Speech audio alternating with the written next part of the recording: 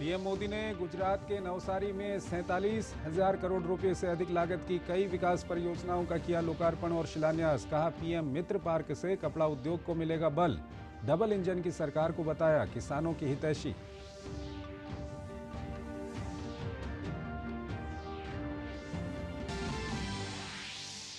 PM Modi ने मेहसाणा को दिया 13,500 करोड़ रुपए की परियोजनाओं का तोहफा। कहा, मोदी की गारंटी का लक्ष्य समाज के निचले स्तर के लोगों के जीवन में बदलाव लाना। विकास और विरासत में टकराव पैदा करने के लिए कांग्रेस के शासन को ठहराया दोषी।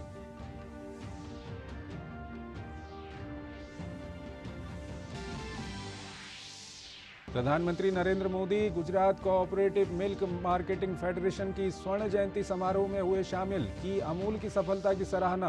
पीएम मोदी ने काकरापार परमाणु ऊर्जा स्टेशन यूनिट 3 और यूनिट 4 में 2 नए प्रेशराइज्ड हैवी वाटर रिएक्टर राष्ट्र को समर्पित किए।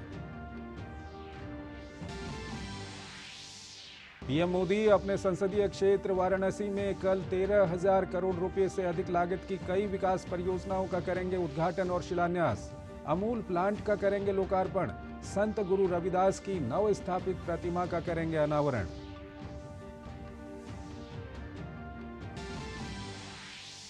संदेशखाली में नहीं संभल रहे हालात। गुस्साए ग्रामीणों ने फरार तृणमूल कांग्रेस नेता शेख शाहजहां के छोटे भाई शेख सिराजुद्दीन की संपत्ति को पुलिस की मौजूदगी में ही जलाया। प्रदर्शन पर बैठे बीजेपी अध्यक्ष सुकांत मजूमदार को पुलिस ने हिरासत में लिया। अनुराग ठाकुर ने ममता सरकार को घेरा। कहा, छीनी जा रही है अभिव्यक्ति की आजादी। गन्ने का समर्थन मूल्य 315 की जगह 340 रुपए प्रति क्विंटल करने की कैबिनेट की मंजूरी पर किसानों में जबरदस्त खुशी। किसानों के कल्याण से जुड़े हर संकल्प को पूरा करने के लिए सरकार प्रतिबद्ध।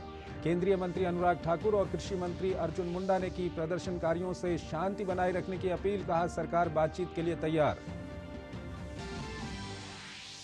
और भारतीय अर्थव्यवस्था के मोर्चे पर अच्छी खबर। वैश्विक निवेश सलाहकार फर्म जेफरीज ने वर्ष 2027 तक भारत के दुनिया की तीसरी सबसे बड़ी अर्थव्यवस्था बनने का जताया अनुमान। अगले 4 वर्षों में भारत की अर्थव्यवस्था के $5 ट्रिलियन तक पहुंच का भी जताया अनुमान।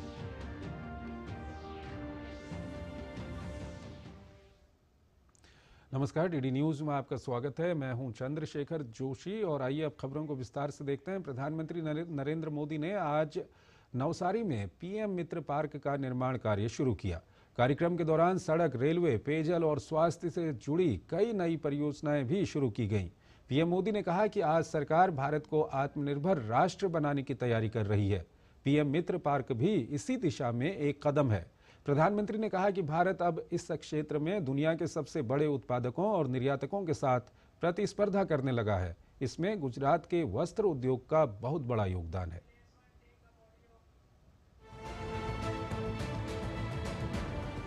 देश का बच्चा बच्चा कह रहा है, मोदी ने जो कह दिया वो करके दिखाता है।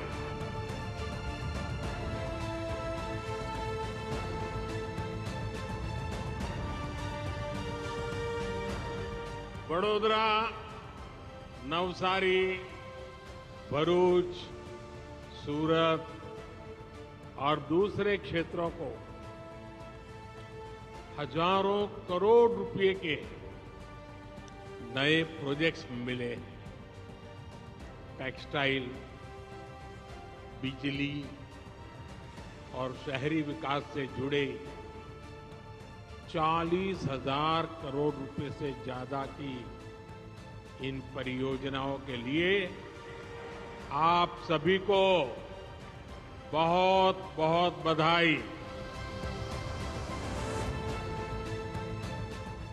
बीते वर्षों में सूरत के कपड़े की अपनी एक अच्छी पहचान बन गई है। यहां जब ये पीएम मित्र पार्क तैयार हो जाएगा तो इस पूरे क्षेत्र की तस्वीर बदल जाएगी।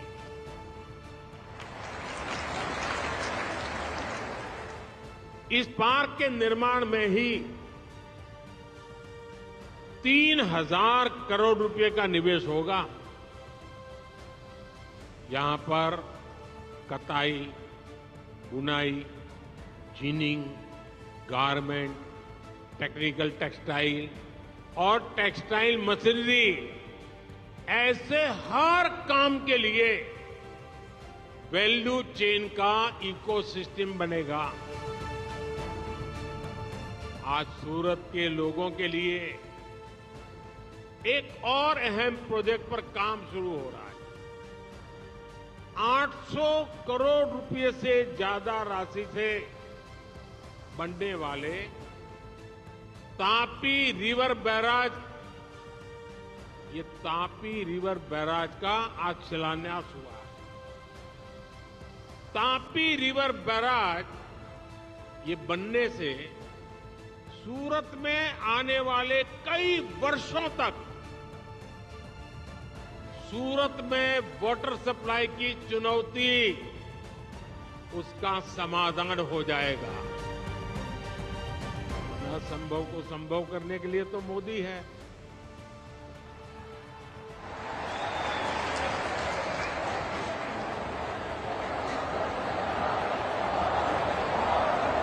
मोदी है तो भारत माता की, भारत माता की। अपने गुजरात दौरे पर अहमदाबाद के बाद पीएम मोदी मेहसाणा पहुंचे। यहां एक कार्यक्रम को संबोधित करते हुए पीएम मोदी ने कहा कि भारत की विकास यात्रा में ये एक अद्भुत कालखंड है। ये एक ऐसा समय है जब देव काज हो या फिर देश काज, दोनों तेज गति से हो रहे हैं। पीएम मोदी ने कहा कि भारत में आज़ादी के बाद विकास और विरासत के बीच टकराव पैदा किया गया। पीएम ने कहा कि मोदी की गारंटी का लक्ष्य समाज के अंतिम पायदान पर खड़े देशवासी का भी जीवन बदलना है। इसलिए एक तरफ देश में देवालय भी बन रहे हैं और करोड़ों गरीबों के पक्के घर भी बन रहे हैं।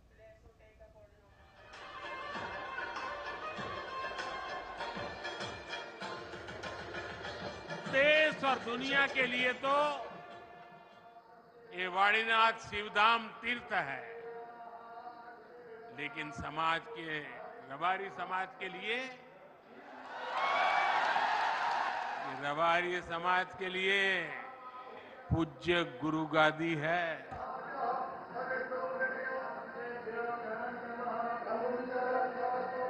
इस भव्य मंदिर में आज वाणीनाथ महादेव, पराम्बा श्री हिंगलाज माता जी और भगवान दत्तात्रेय विराजे हैं। भारत की विकास यात्रा में एक अद्भुत कालखंड है, एक ऐसा समय है जब देव काज हो या फिर देश काज, दोनों तेज गति से हो रहे हैं। देश के प्राचीनतम मंदिरों में से एक मेहसाणा के वलीनाथ महादेव मंदिर में पीएम मोदी की पूजा अर्चना देव से देश के काज को जोड़ती है। प्रधानमंत्री मोदी ने 13,500 करोड़ रुपए की परियोजनाओं का शिलान्यास और लोकार्पण किया, जो राज्य के विकास को गति प्रदान करने वाले हैं। प्रधानमंत्री ने 8,000 से अधिक ग्राम पंचायतों को हाई स्पीड इंटरनेट उपलब्ध कराने वाले भारत नेट चरण 2 को राष्ट्र को समर्पित किया।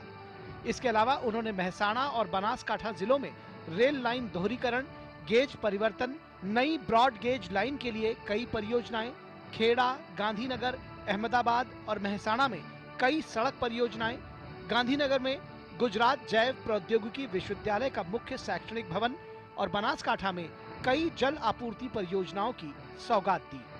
आज नए भारत में हो रहा हर प्रयास भावी पीढ़ी के लिए विरासत बनाने का काम कर रहा है।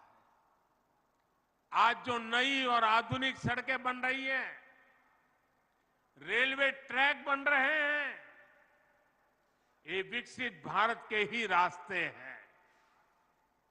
आज मेहसाणा की रेल कनेक्टिविटी और मजबूत हुई है। रेल लाइन के दोहरीकरण से अब बनासकांठा और पाटन की कंडला, टूना और मुंद्रा पोर्ट से कनेक्टिविटी बेहतर हुई है। इससे नई ट्रेन चलाना भी संभव हुआ है और मालगाड़ियों के लिए भी सुविधा हुई है। कार्यक्रम के दौरान प्रधानमंत्री ने बनासकांठा में अंबाजी क्षेत्र में रिनछिड़िया महादेव मंदिर और झील का विकास, गांधीनगर, अहमदाबाद, बनासकांठा और मेहसाणा में कई सड़क परियोजनाएं, अहमदाबाद में मानव और जैविक विज्ञान गैलरी, गिफ्ट सिटी में गुजरात बायोटेक्नोलॉजी रिसर्च सेंटर का नया भवन, वायुसेना स्टेशन, दीसा का रनवे सहित परियोजनाओं की सौगात दी। मुझे याद है, मुख्यमंत्री रहते हुए मैंने इस प्रोजेक्ट के लिए भारत सरकार को ढेर सारी चिट्ठियां लिखी थी, अनेक बार प्रयास किया था, लेकिन कांग्रेस की सरकार ने इस काम को, इस निर्माण को रोकने के लिए कोई कसर बाकी नहीं छोड़ी। एयरफोर्स के लोग कहते थे कि ये लोकेशन भारत की सुरक्षा के लिए बहुत महत्वपूर्ण है, लेकिन नहीं करते थे।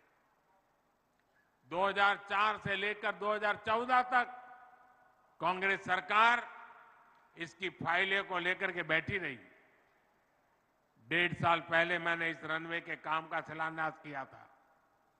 मोदी जो संकल्प लेता है वो पूरे करता है। डीसा के ये रनवे आज उसका लोकार्पण हो गया, ये उसका उदाहरण है। और यही तो है मोदी की गारंटी। इससे पहले पीएम मोदी का मेहसाणा पहुंचने पर भव्य स्वागत किया गया। उनकी एक झलक पाने के लिए भारी संख्या में लोग सड़कों पर मौजूद रहे। इस दौरान पीएम मोदी ने लोगों का बड़ी ही गर्मजोशी के साथ अभिवादन किया। ब्यूरो इनपुट्स के साथ अभिषेक सिंह की report, DD news, Mehsana, Gujarat. प्रधानमंत्री नरेंद्र मोदी ने बृहस्पतिवार को दूध के मशहूर ब्रांड अमूल के उत्पादक गुजरात सहकारी दुग्ध विपणन महासंघ को दुनिया की नंबर 1 दुग्ध कंपनी बनाने का लक्ष्य दिया। प्रधानमंत्री नरेंद्र मोदी स्टेडियम में महासंघ के स्वर्ण जयंती समारोह को संबोधित कर रहे थे। पीएम ने कहा कि देश के दुग्ध सहकारी आंदोलन के विकास में महिलाओं का योगदान सर्वोपरि है। उन्होंने कहा कि भारत के डेयरी सेक्टर की असली रीढ़ महिला शक्ति है।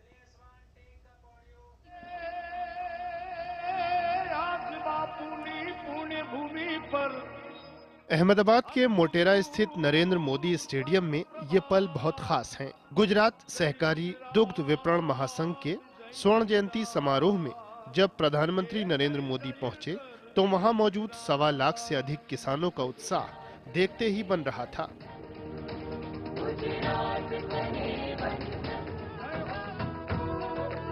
रंगारंग सांस्कृतिक कार्यक्रमों ने इस अवसर को और भी यादगार बना दिया।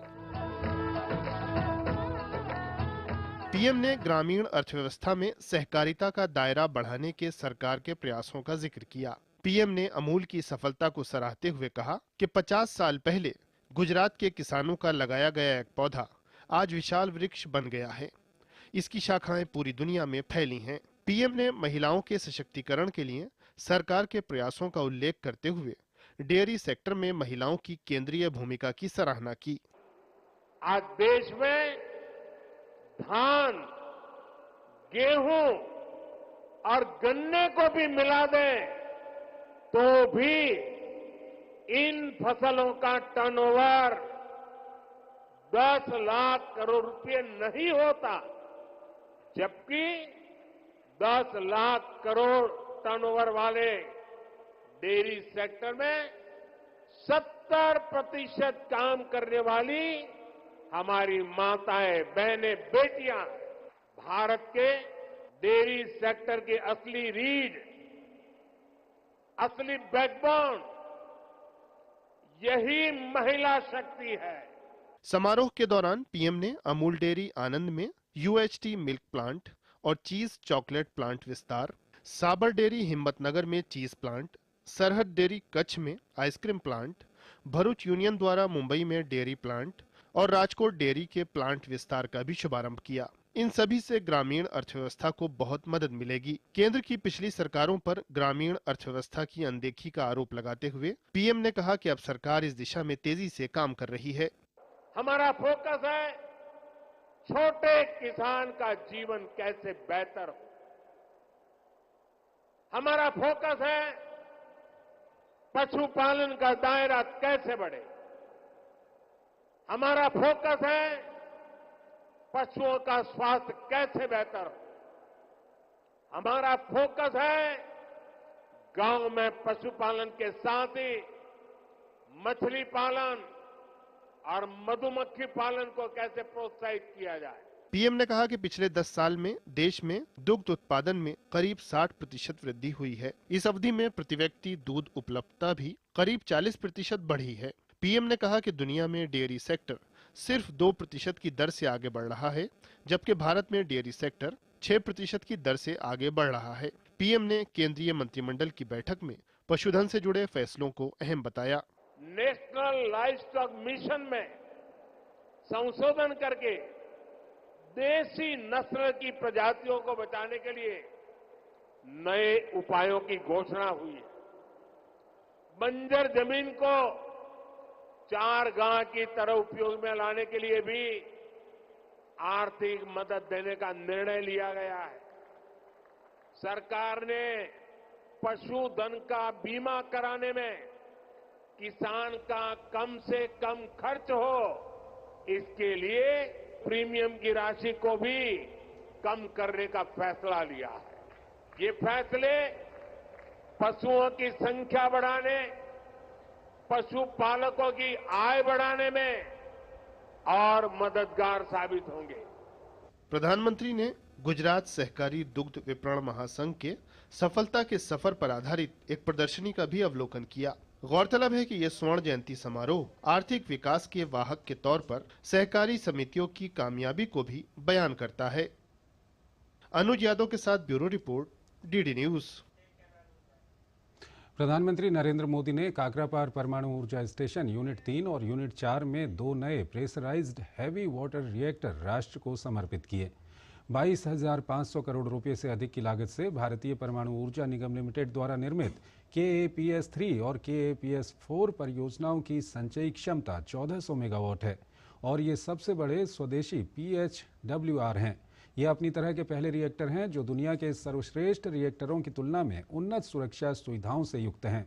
इसके साथ साथ ये दोनों रिएक्टर प्रतिवर्ष लगभग 10.4 बिलियन यूनिट स्वच्छ बिजली का उत्पादन करेंगे। वाराणसी और इसके आसपास के क्षेत्रों के कायाकल्प की दिशा में बढ़ाए गए एक कदम के रूप में प्रधानमंत्री शुक्रवार को 13,000 करोड़ रुपए से अधिक लागत की कई विकास परियोजनाओं का उद्घाटन और शिलान्यास करेंगे। इससे वाराणसी में सड़क, उद्योग, पर्यटन, वस्त्र और स्वास्थ्य क्षेत्रों को भारी प्रोत्साहन मिलेगा। अपने संसदीय क्षेत्र वाराणसी के दौरे पर प्रधानमंत्री शुक्रवार को 13,000 करोड़ रुपए से अधिक लागत की कई विकास परियोजनाओं का उद्घाटन और शिलान्यास करेंगे। वाराणसी की सड़क कनेक्टिविटी को और बेहतर करने के लिए प्रधानमंत्री NH 233 के घरगरा ब्रिज वाराणसी खंड के 4 लेन सहित कई सड़क परियोजनाओं का उद्घाटन और शिलान्यास करेंगे और बुनकरों के लिए रेशमी कपड़ा छपाई सामान्य सुविधा केंद्र का भी उद्घाटन करेंगे। हमारी करीब 36 परियोजनाएं हैं जो 14,000 करोड़ की होती हैं, जिनका लोकार्पण शिलान्यास होना है और मुख्य रूप से लोकार्पण की ही परियोजनाएं ज़्यादा हैं, जिनमें 23 परियोजनाएं हैं वो 10,900 करोड़ रुपए की होती हैं। पिछले गत वर्षों में जो भी परियोजनाओं की आधारशिला प्रधानमंत्री जी ने रखी थी उनका उद्घाटन का समय आ गया है। तो कुल मिला के 33 जो प्रोजेक्ट हैं उस पर नेशनल हाईवेज के प्रोजेक्ट हैं जिनसे वाराणसी की कनेक्टिविटी आसपास के जो जनपद हैं उनसे अच्छी हो सकेगी। प्रधानमंत्री BHU के पास सीर गोवर्धनपुर में संत गुरु रविदास जन्मस्थली मंदिर के समीप रविदास पार्क में संत रविदास की नवस्थापित प्रतिमा का अनावरण करेंगे। वो संत रविदास जन्मस्थली के आसपास लगभग 32 करोड़ रुपए के विभिन्न विकास कार्यों का उद्घाटन करेंगे। साथ ही लगभग 62 करोड़ रुपए की लागत से संत रविदास संग्रहालय और पार्क के सौंदर्यीकरण की आधारशिला भी रखेंगे। बड़ी खुशी की बात है कि 2019 को माननीय प्रधानमंत्री जी ने यहाँ का एक 50 करोड़ रुपए से लागत का उन्होंने शिलान्यास किया था। वो प्रोजेक्ट अभी बनकर तैयार हो गया है। PM के दौरे से मंदिर आने वाले श्रद्धालु बेहद खुश हैं। तो हमारे प्रधानमंत्री है, उनका हार्दिक स्वागत है हमारा वाराणसी में। ऐसा ही राजा होना चाहिए देश में जो अपने पूर्वजनों की जन्मस्थली के ऊपर ऐसा अवसर पर वो इसका प्रतिमा का उद्घाटन करने आ रहे हैं। प्रधानमंत्री अमूल के उसी प्लांट का लोकार्पण करेंगे जिसका 2 साल पहले 23 फरवरी को उन्होंने शिलान्यास किया था। इसी अमूल प्लांट को बनास डेयरी के चेयरमैन शंकर चौधरी ने डीडी न्यूज को खास तौर पर दिखाया और बताया कि प्रधानमंत्री की सोच यहाँ कैसे पूरी हो रही है। पूर्वांचल में दूध क्रांति हो और यहाँ के किसान महिला आत्मनिर्भर बने, वो देश के प्रधानमंत्री मोदी जी का संकल्प था और ये संकल्प अभी साकार होने जा रहा है। प्रधानमंत्री वाराणसी में कई शहरी विकास परियोजनाओं का भी उद्घाटन करेंगे। प्रधानमंत्री वाराणसी के सौंदर्यीकरण के लिए कई परियोजनाओं की आधारशिला भी रखेंगे, जिनमें तालाबों के कायाकल्प और पार्कों की पुनर्विकास परियोजनाएं एवं 3D शहरी डिजिटल मानचित्र और डेटाबेस के डिजाइन एवं विकास की परियोजनाएं भी शामिल हैं।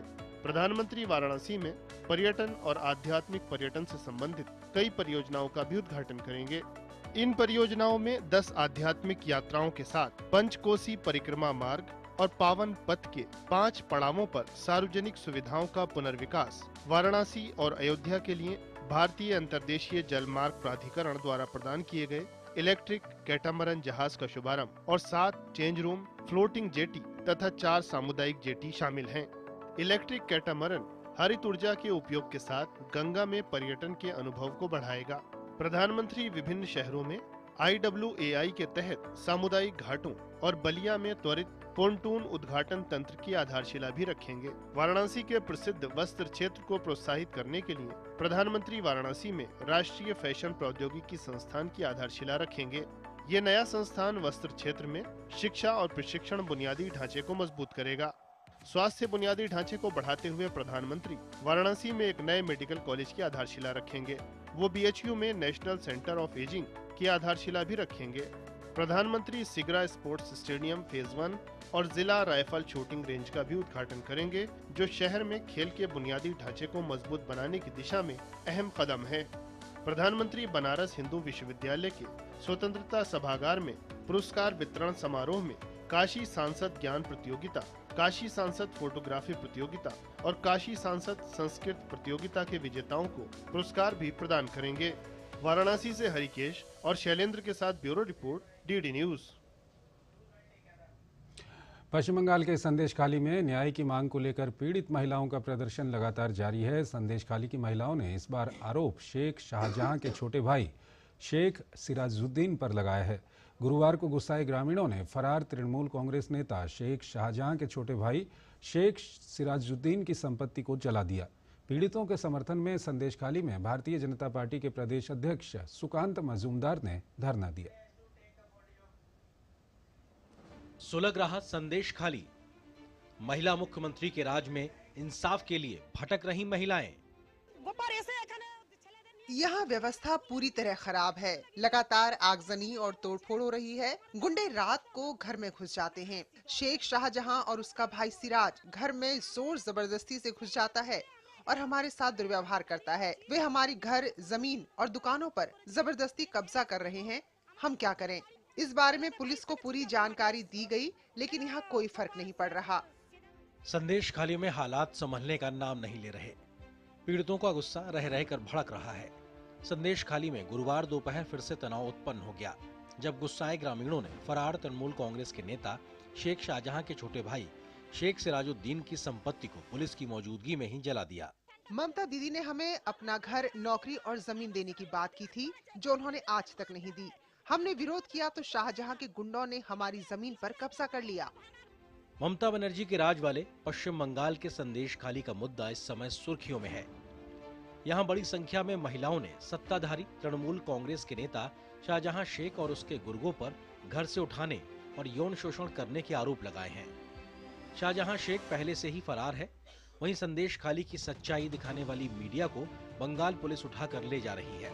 केंद्रीय मंत्री अनुराग सिंह ठाकुर ने इसकी निंदा करते हुए कहा कि प्रेस की स्वतंत्रता बनाए रखना ये ममता बनर्जी की सरकार की जिम्मेदारी है।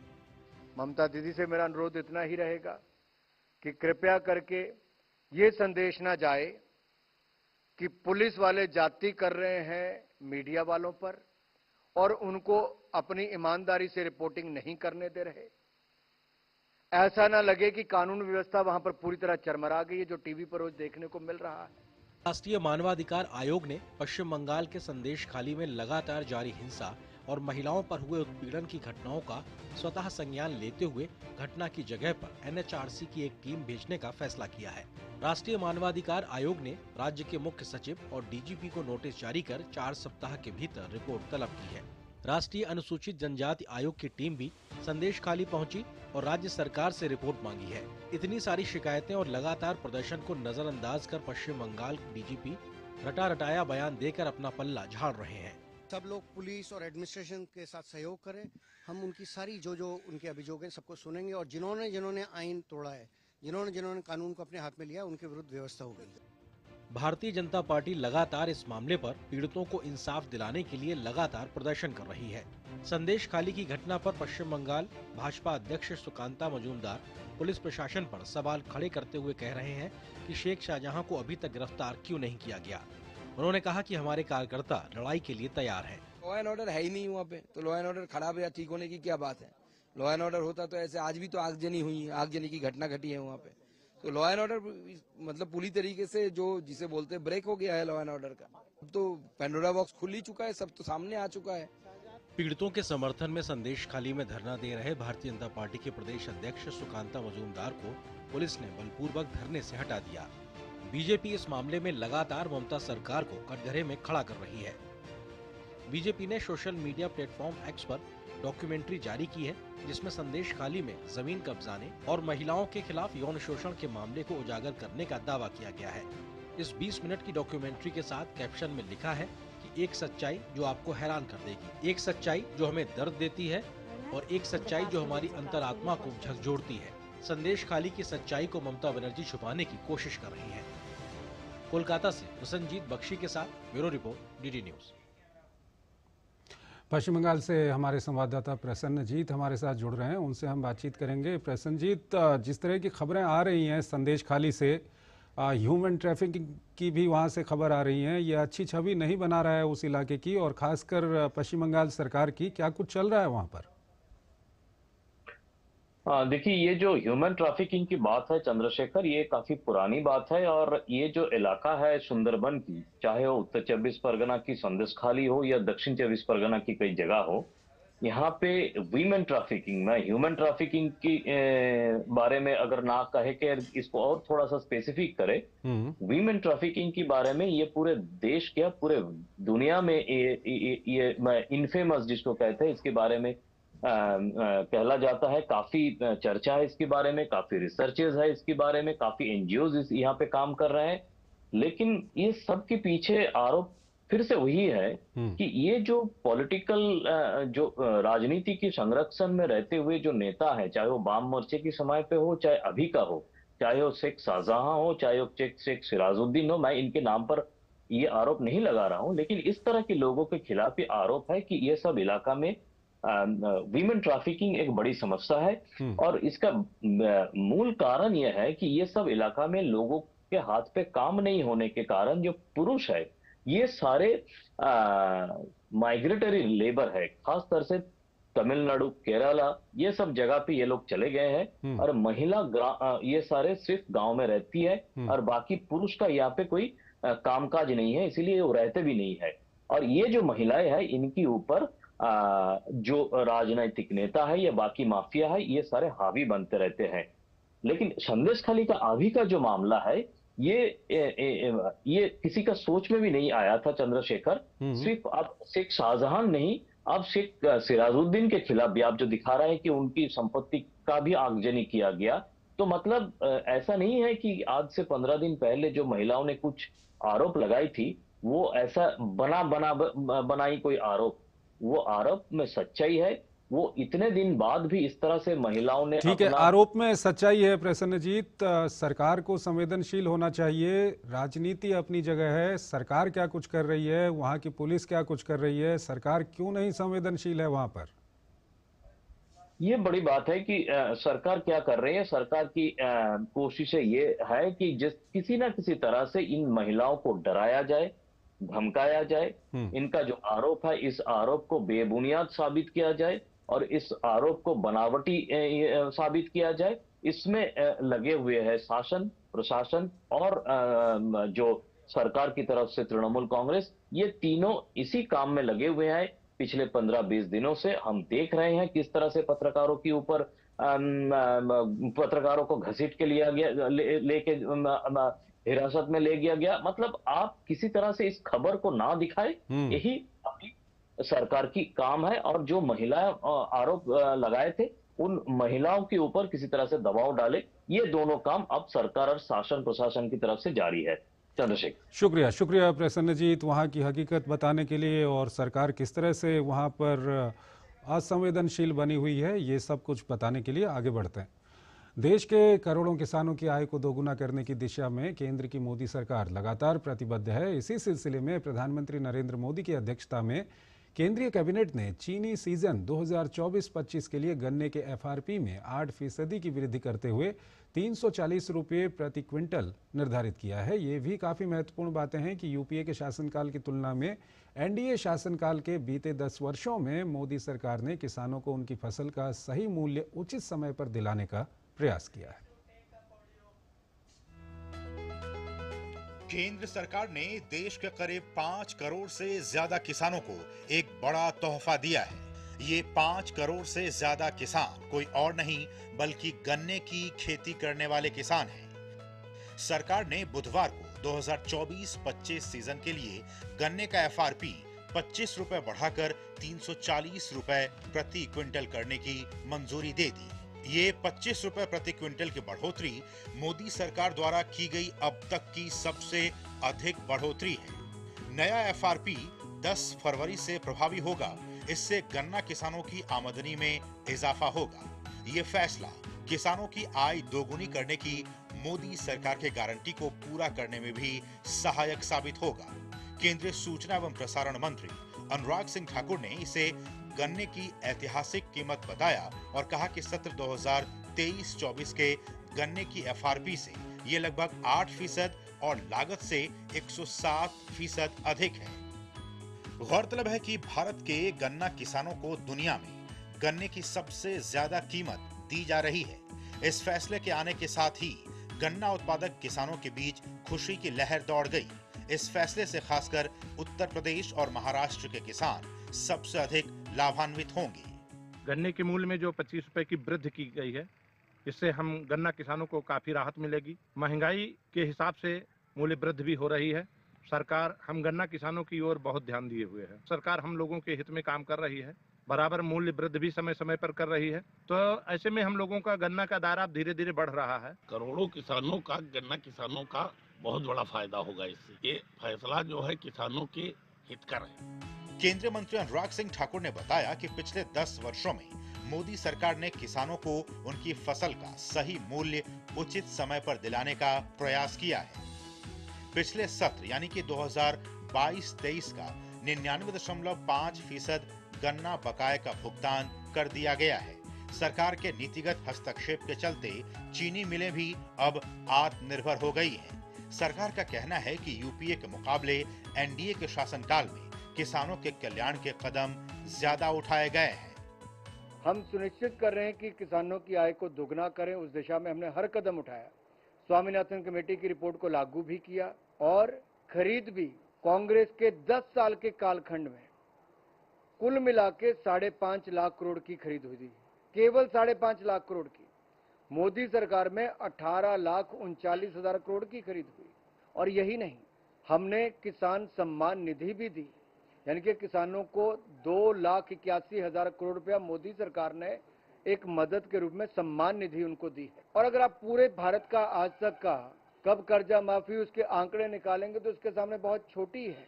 फसल बीमा योजना के अंतर्गत 1,54,000 करोड़ रुपया मुआवजे के रूप में मोदी सरकार में मिला। यूपीए के समय कुछ नहीं मिला। हमने 15,511 करोड़ रुपया सिंचाई योजनाओं पर खर्च किया। इसके अलावा कांग्रेस के समय 2013-14 में 7,30,000 करोड़ रुपया बैंकों से किसानों को मिला। हमने पिछले साल 20 लाख करोड़ से ज्यादा दिए, जो 3 गुना ज्यादा है। इंटरेस्ट सबवेंशन अलग से मिलता है। हर कदम मोदी सरकार ने किसान के हित में लिया, उसकी आमदन बढ़ाने के लिए लिया, उसको समृद्ध संपन्न बनाने के लिए लिया है और आगे भी करेंगे। वहीं केंद्र सरकार ने वैश्विक निवेशकों के लिए अंतरिक्ष के दरवाजे भी खोल दिए हैं। प्रधानमंत्री नरेंद्र मोदी की अगुवाई में बुधवार को हुई केंद्रीय कैबिनेट की बैठक में स्पेस और सैटेलाइट जैसे सेक्टर के लिए विदेशी निवेश के नियमों को आसान करने का फैसला लिया गया। अब स्पेस सेक्टर में भारत सरकार ने 100% एफडीआई की मंजूरी दे दी है। स्पेस सेक्टर को लेकर कैबिनेट के फैसले को ऐतिहासिक बताते हुए केंद्रीय विज्ञान एवं प्रौद्योगिकी राज्य मंत्री डॉक्टर जितेंद्र सिंह ने कहा कि ये प्रधानमंत्री मोदी के नेतृत्व में ही संभव हो सकता था। उन्होंने कहा कि एफडीआई के फैसले से हमारी स्पेस इकोनॉमी में भी काफी बढ़ोतरी होगी। निश्चय ही एक ऐतिहासिक निर्णय और मुझे तो कोई संकोच नहीं कहने में कि इस प्रकार का निर्णय केवल और केवल प्रधानमंत्री नरेंद्र मोदी जी की ही लीडरशिप में किया जा सकता था। नए स्पेस रिफॉर्म्स लाए जिसके परिणाम स्वरूप स्पेस प्राइवेट सेक्टर को उसमें भागीदारी करने का अवसर मिला। नतीजा यह कि पिछले ही वर्ष 2023 में मात्र 8-9 महीने पहले अप्रैल से लेकर के 31 दिसंबर तक 1000 करोड़ रुपए से अधिक प्राइवेट वहां पर निवेश हुआ। हमारे स्पेस स्टार्टअप्स मात्र सिंगल डिजिट हुआ करते थे, अब लगभग 200 तक पहुंच गए। और ये जो फैसला हुआ है एफडीआई को लेकर के, निश्चय ही हमारी स्पेस इकोनॉमी में बढ़ोतरी भी होगी और स्पेस इकोनॉमी एक अहम भूमिका निभाएगी। वहीं जानकारों का भी कहना है कि यह फैसला स्पेस सेक्टर के लिए क्रांतिकारी साबित होगा। This is a very welcoming policy from the government, and then this gives the much needed regulatory clarity for the sector, and also gives better access to capital across the globe, and it also makes India a great destination for investments in the space sector. And we thank the government of India for such a great initiative and liberalizing the FDI in the space sector. उम्मीद की जानी चाहिए कि केंद्र सरकार के इन फैसलों से किसानों के साथ साथ देश भी आत्मनिर्भरता की दिशा में मजबूती से आगे बढ़ेगा और विकसित भारत के संकल्प को सिद्धि में परिवर्तित कर पाने में कामयाब हो पाएगा। Bureau report, DD news. Space sector को लेकर कैबिनेट के फैसले को जानकार ऐतिहासिक बता रहे हैं। ध्रुव स्पेस के मुख्य वित्तीय अधिकारी चैतन्य डोरा का कहना है कि ये फैसला स्पेस सेक्टर के लिए क्रांतिकारी साबित होगा। We at Dhruva Space are thrilled by the Government of India's proactive and progressive steps to liberalize the FDI policy in space sector. The historic decision paves the way for unprecedented growth and innovation and will ultimately foster a new era of space exploration and commercialization in India. As a full-stack space engineering company, Dhruva Space is poised to leverage these opportunities to make significant contributions to the world space community and achieve remarkable milestones through collaboration, innovation, and capacity building. As a company, we have flown our satellites and deploys in space, and now we are in the process of setting up our large assembly, integration, and testing facility from which we've always planned to build for the world from India. And with increased ease of doing business, we look forward to addressing the global needs in a manner that would make India proud. Bhajpa के राष्ट्रीय अध्यक्ष JP Nadda ने गुरुवार को मुंबई दौरे के दूसरे दिन लाभार्थी सम्मेलन को संबोधित किया। भाजपा अध्यक्ष ने मोदी सरकार की गरीब कल्याण योजनाओं का जिक्र करते हुए कहा कि प्रधानमंत्री मोदी के कार्यकाल में गरीबों के लिए जितने काम किए गए उतने कभी नहीं हुए।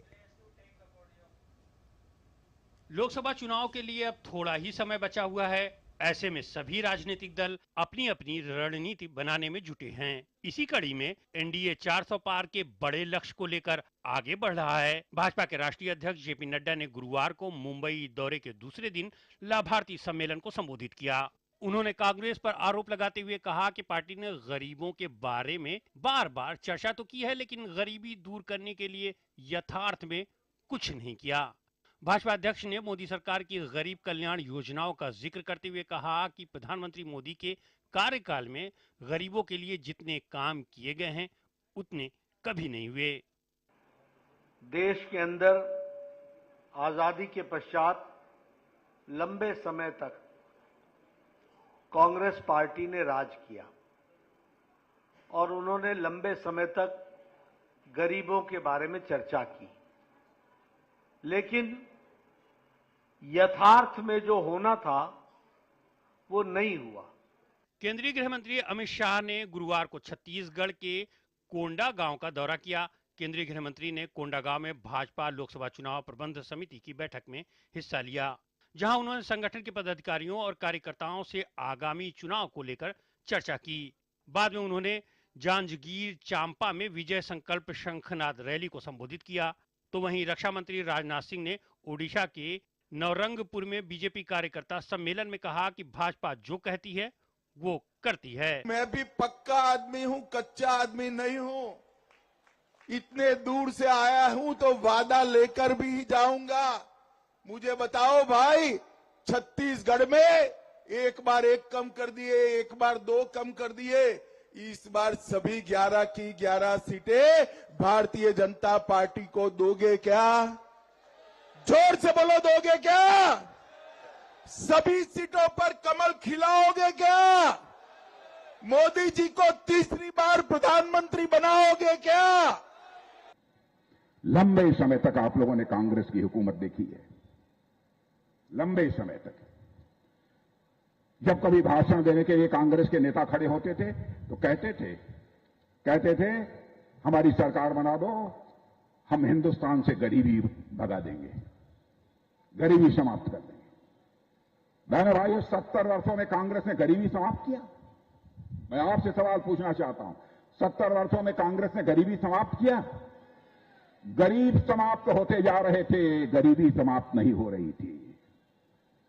कई राज्यों में इंडी गठबंधन में दरार दिखने के बाद अब उनके नेताओं में आपसी तालमेल कुछ बेहतर होता दिखाई दे रहा है। एक दिन पूर्व यूपी में सपा कांग्रेस के बीच तालमेल बन जाने के बाद दिल्ली में भी आप और कांग्रेस के बीच समझौता हो गया। हमने अपने सुझाव दिल्ली की सरकार को, मुख्यमंत्री जी को उनके इस प्रपोजल के साथ साथ दिए हैं और निश्चित तौर पे दिल्ली के लोगों को राहत देने वाला जो भी कदम उठाया जाएगा, कांग्रेस पार्टी उसका जो है समर्थन करेगी। इस बीच भोपाल के भाजपा कार्यालय में लोकसभा चुनाव को लेकर बैठक हुई, जिसमें लोकसभा चुनाव प्रभारी डॉक्टर महेंद्र सिंह, सह प्रभारी सतीश उपाध्याय, प्रदेश अध्यक्ष विष्णु दत्त शर्मा, सीएम मोहन यादव शामिल हुए। तो वहीं राजस्थान के जयपुर में प्रदेश भाजपा कार्यालय में राजस्थान बीजेपी अध्यक्ष सीपी जोशी की अध्यक्षता में कोर कमेटी की बैठक हुई। Bureau report, DD news. केंद्रीय सूचना एवं प्रसारण मंत्री अनुराग ठाकुर ने आज भारत के समाचार पत्रों, न्यू मीडिया विंग और डिजिटल एड्रेसेबल सिस्टम का ऑनलाइन पोर्टल लॉन्च किया। अनुराग ठाकुर ने कहा कि देश के सभी एलसीओ के लिए अब पोर्टल पर जाकर रजिस्ट्रेशन कराना अनिवार्य होगा। 31 मार्च से पहले रजिस्ट्रेशन की प्रक्रिया पूरी करनी होगी। आधार कार्ड की तर्ज पर सभी लोकल केबल ऑपरेटर को रजिस्टर्ड नंबर दिया जाएगा। लोकल केबल ऑपरेटर एलसीओ जिसको हम कहते हैं, अब ये देश भर में हजारों हैं।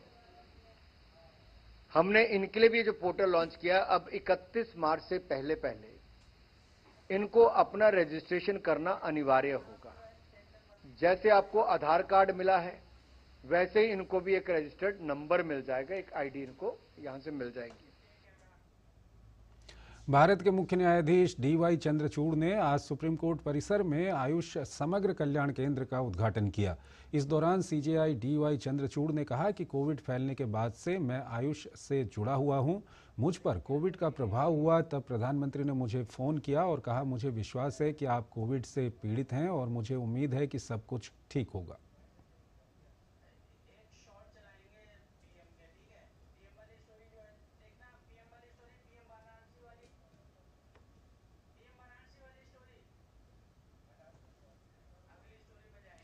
केंद्रीय खाद्य एवं सार्वजनिक वितरण विभाग के सचिव संजीव चोपड़ा ने कहा कि चावल को छोड़कर गेहूं, चीनी और खाद्य तेल की कीमतें स्थिर बनी हुई हैं। साथ ही उन्होंने गन्ने का उचित और लाभकारी मूल्य बढ़ाने की पहल को किसानों के हित में बताया। खाद्य एवं वितरण सचिव ने मीडिया से बात करते हुए कहा कि एथेनॉल उत्पादन के लिए चीनी के और इस्तेमाल की अनुमति देने का कोई प्रस्ताव नहीं है। उपराष्ट्रपति जगदीप धनखड़ ने नई दिल्ली में association of physician of India के 79वें वार्षिक सम्मेलन में बतौर मुख्य अतिथि शिरकत की। इस मौके पर सम्मेलन को संबोधित करते हुए उन्होंने कहा कि भारत ने चिकित्सा के क्षेत्र में बड़ा मुकाम हासिल किया है और विश्व भर में भारत के बढ़ते कद की चर्चा हो रही है। ये सम्मेलन 22 फरवरी से 25 फरवरी तक भारत मंडपम में चलेगा। सम्मेलन के दौरान चिकित्सा क्षेत्र से जुड़े विभिन्न पहलुओं पर चर्चा की जाएगी।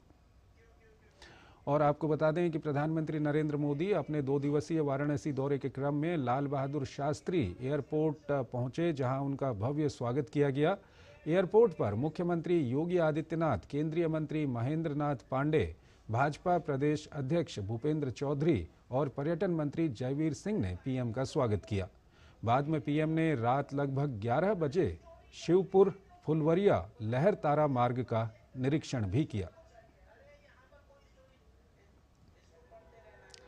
तो प्रधानमंत्री के शुक्रवार को काफ़ी महत्वपूर्ण कार्यक्रम है बनारस में, और आज प्रधानमंत्री अपने गुजरात दौरे को ख़त्म कर बनारस पहुंचे और बनारस में प्रधानमंत्री का वहां पर स्वागत किया गया। यह हम आपको उस वक्त के दृश्य दिखा रहे हैं जब प्रधानमंत्री बनारस पहुंचे। बनारस में प्रधानमंत्री का वहां पर स्वागत किया गया। कल काफ़ी महत्वपूर्ण प्रधानमंत्री के वहां पर कार्यक्रम है। 13,000 करोड़ से अधिक लागत की परियोजनाएं प्रधानमंत्री वाराणसी के लोगों को वहां पर सौगात के रूप में देंगे। और ये दृश्य हम आपको दिखा रहे हैं उस वक्त के जब रात को प्रधानमंत्री अपना गुजरात दौरा ख़त्म करने के बाद वाराणसी पहुंचे और वाराणसी में प्रधानमंत्री का वहां पर स्वागत किया गया।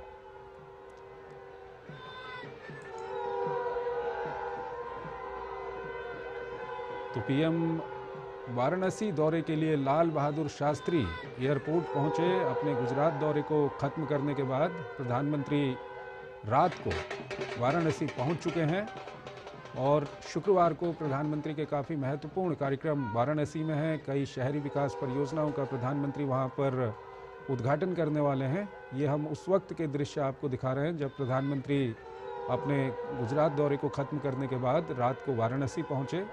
वहाँ पर सड़क के दोनों ओर काफ़ी संख्या में वहाँ पर लोग मौजूद थे जिन्होंने प्रधानमंत्री का स्वागत किया। ये दृश्य हम आपको दिखा रहे हैं वाराणसी के। आज बृहस्पतिवार को प्रधानमंत्री गुजरात में थे। दिन भर उन्होंने गुजरात को कई विकास परियोजनाओं की सौगात दी और उसके बाद रात को प्रधानमंत्री वाराणसी पहुँच गए। शुक्रवार को काफ़ी महत्वपूर्ण प्रधानमंत्री का वाराणसी में कार्यक्रम है। करीब 13,000 करोड़ की विकास परियोजनाओं का उद्घाटन और शिलान्यास प्रधानमंत्री वहां पर करेंगे। यह हम आपको उस वक्त के दृश्य दिखा रहे हैं जब प्रधानमंत्री रात को वाराणसी पहुंचे और वाराणसी पहुंचने पर प्रधानमंत्री का वहां पर भव्य स्वागत किया गया।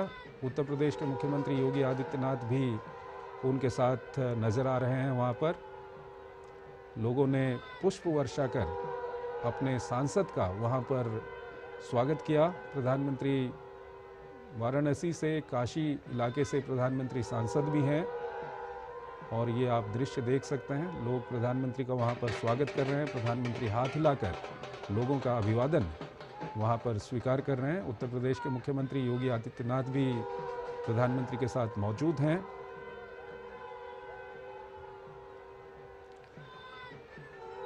आज बृहस्पतिवार दिन में प्रधानमंत्री गुजरात में थे। वहां पर प्रधानमंत्री ने कई विकास परियोजनाओं का लोकार्पण और शिलान्यास किया और उसके बाद प्रधानमंत्री अब वाराणसी पहुंच चुके हैं।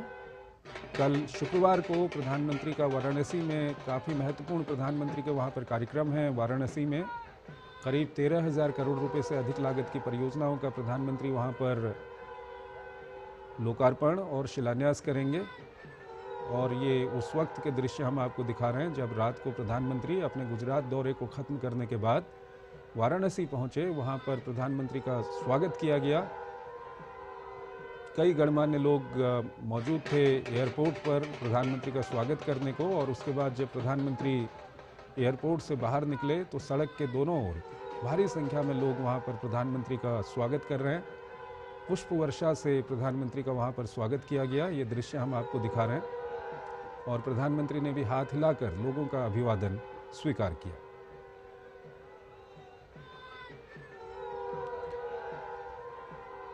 तो काफी महत्वपूर्ण दौरा है प्रधानमंत्री का अपने संसदीय क्षेत्र वाराणसी का। विकास की कई परियोजनाओं का प्रधानमंत्री वहां पर लोकार्पण और शिलान्यास करेंगे। आज बृहस्पतिवार को प्रधानमंत्री गुजरात में मौजूद थे। गुजरात में कई विकास परियोजनाओं को प्रधानमंत्री ने वहां पर लोगों को समर्पित किया और उसके बाद अब रात को प्रधानमंत्री वाराणसी पहुंच गए और वाराणसी में करीब 13,000 करोड़ रुपए की लागत की परियोजनाओं का प्रधानमंत्री लोकार्पण और शिलान्यास करेंगे। शुक्रवार को काफ़ी महत्वपूर्ण कार्यक्रम प्रधानमंत्री के वाराणसी में है और ये प्रधानमंत्री का संसदीय क्षेत्र भी है। अपने संसदीय क्षेत्र पहुंचने पर प्रधानमंत्री का वहां पर लोगों ने भव्य स्वागत किया है। ये दृश्य हम आपको दिखा रहे हैं उस वक्त के जब प्रधानमंत्री वाराणसी पहुंचे रात को। आप देख सकते हैं कि उस वक्त सड़क के दोनों ओर काफ़ी संख्या में वहां पर लोग मौजूद हैं। उन्होंने प्रधानमंत्री का स्वागत किया, पुष्प वर्षा कर प्रधानमंत्री का स्वागत किया और प्रधानमंत्री के साथ उत्तर प्रदेश के मुख्यमंत्री योगी आदित्यनाथ भी वहां पर मौजूद थे।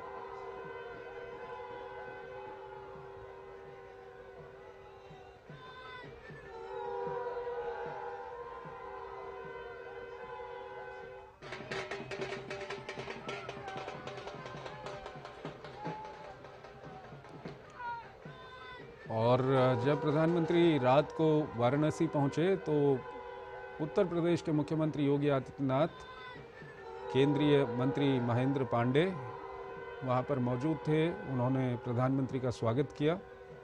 उसके बाद जब प्रधानमंत्री एयरपोर्ट से बाहर निकले तो आप देख सकते हैं कि सड़क के दोनों ओर भारी संख्या में वहां पर लोग मौजूद थे जिन्होंने प्रधानमंत्री का पुष्प वर्षा कर स्वागत किया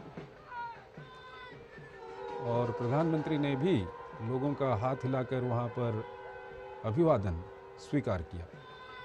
तो काफ़ी महत्वपूर्ण दौरा है प्रधानमंत्री का वाराणसी का। शुक्रवार को प्रधानमंत्री करीब 13,000 करोड़ रुपए की विकास परियोजनाओं का वहां पर लोकार्पण और शिलान्यास करेंगे।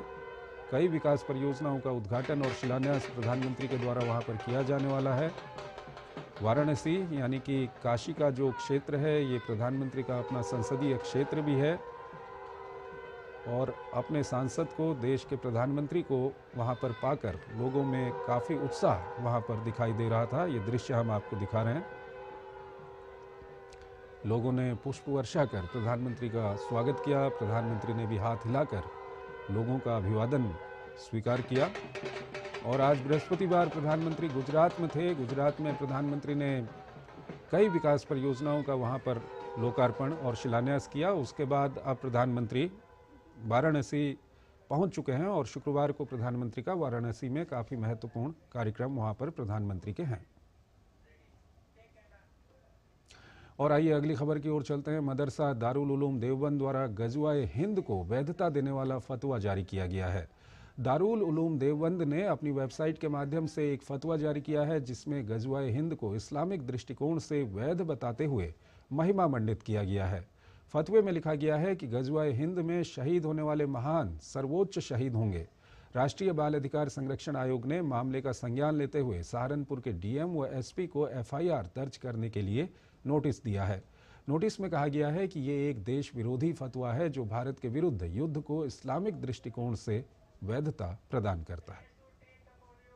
राष्ट्रीय बाल अधिकार संरक्षण आयोग के माननीय अध्यक्ष जी द्वारा इस प्रकरण को आवश्यक कार्रवाई और विशेष रूप से उनका निर्देश है कि इसमें एफआईआर दर्ज करने के निर्देश दिए गए हैं, जिसके क्रम में मेरे द्वारा मैं जिलाधिकारी सहारनपुर हूँ, वरिष्ठ पुलिस अधीक्षक सहारनपुर को अवगत कराया गया कि इस प्रकरण में पूरी तत्परता से माननीय आयोग के निर्देश के अनुपालन में कार्रवाई करके अवगत कराएं। फतवे के विवाद पर भाजपा के राष्ट्रीय प्रवक्ता प्रेम शुक्ला ने कहा है कि देवबंद को भारत के संविधान में विश्वास नहीं है। भारत का तालिबानीकरण हम कभी स्वीकार नहीं करेंगे। देवबंद को भारत के संविधान में विश्वास नहीं है, डॉक्टर बाबा साहब आम्बेडकर की नीतियों में विश्वास नहीं है, भारत को पाकिस्तान पर शक्तियों के हवाले करना चाहते हैं और भारत का तालिबानीकरण भारत कभी स्वीकार नहीं करेगा। वैश्विक निवेश सलाहकार फर्म जेफरीज ने भारतीय अर्थव्यवस्था और निवेश के लिए आशावादी दृष्टिकोण का अनुमान व्यक्त किया है। वैश्विक निवेश सलाहकार फर्म जेफरीज के अनुमान के मुताबिक भारत वर्ष 2027 तक तीसरी सबसे बड़ी अर्थव्यवस्था बन जाएगा।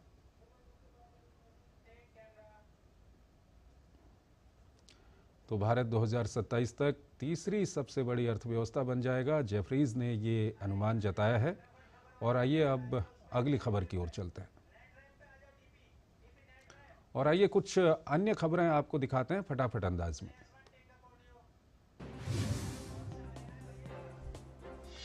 मोदी सरकार कम गंभीर अपराधों में बंद ऐसे गरीब कैदियों की मदद करेगी जिन्हें जमानत राशि के अभाव में वर्षों तक जेल में रहना पड़ता है।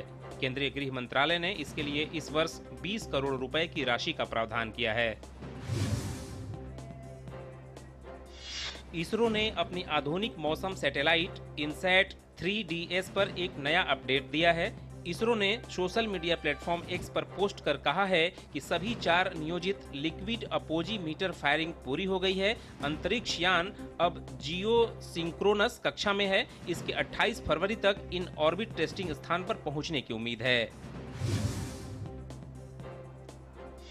आयकर विभाग पर कांग्रेस के द्वारा लगाए गए आरोप पर बीजेपी प्रवक्ता तो जैसा कि हमने आपको बताया कि प्रधानमंत्री नरेंद्र मोदी अपने 2 दिवसीय वाराणसी दौरे के क्रम में वाराणसी पहुंच गए हैं। वो रात करीब 11 बजे शिवपुर फुलवरिया लहरतारा मार्ग का निरीक्षण करने गए। हाल ही में इसका उद्घाटन किया गया था। ये मार्ग BHU, PLW आदि के आसपास रहने वाले लगभग 5 लाख लोगों के लिए बहुत मददगार है। साथ ही इससे हवाई अड्डे लखनऊ, आजमगढ़ और गाजीपुर की ओर जाने वाले लोगों को काफ़ी मदद मिल रही है। इसे 360 करोड़ रुपए की लागत से बनाया गया है। इससे यातायात की भीड़ कम करने में मदद मिल रही है। इससे BHU से हवाई अड्डे की ओर यात्रा की दूरी 75 मिनट से घटकर 45 मिनट हो रही है। इसी तरह लहरतारा से कचहरी की दूरी 30 मिनट से घटाकर 15 मिनट हो गई है। इस परियोजना में वाराणसी के नागरिकों के लिए जीवन को आसान बनाने के लिए रेलवे और रक्षा सहित अंतर मंत्रालयी समन्वय देखा गया।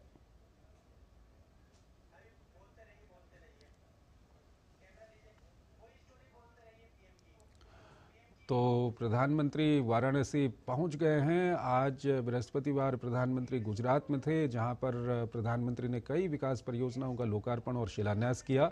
उसके बाद रात को प्रधानमंत्री पहुंच गए वाराणसी। वाराणसी में प्रधानमंत्री का स्वागत किया गया और प्रधानमंत्री ने वहां पर आप देख सकते हैं, प्रधानमंत्री ने एक नवनिर्मित लहरतारा के लिए जो सड़क जाती है BHU और लहरतारा के बीच में, उस सड़क का वहां पर प्रधानमंत्री ने निरीक्षण किया।